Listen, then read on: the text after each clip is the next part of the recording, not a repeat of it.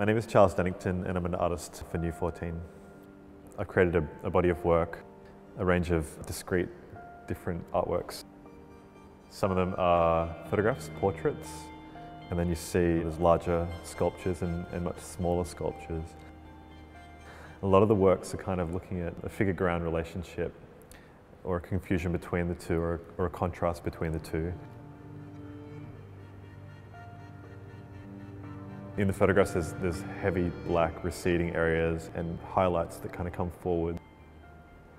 And then there's sculptures which have dark interiors and bright exteriors, which are then reversed in other sculptures. You see a play between figure and ground and things like that.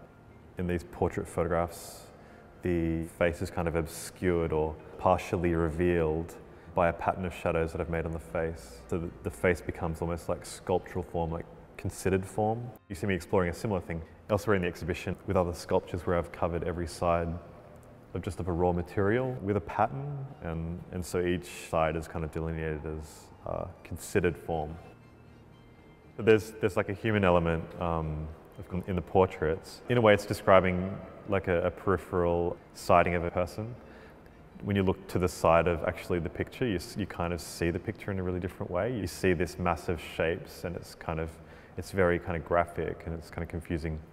And I was really interested in the way that you kind of encounter a person when you almost look to the side of them or you don't see them properly, and then you just look to the side of them and you get a different impression about what they're like or who they are before you actually see them. And these sculptures that are made of twigs, they're doing a similar thing. They're kind of looking at like a really lightweight sort of presence, just the kind of outlines, hints of facial features.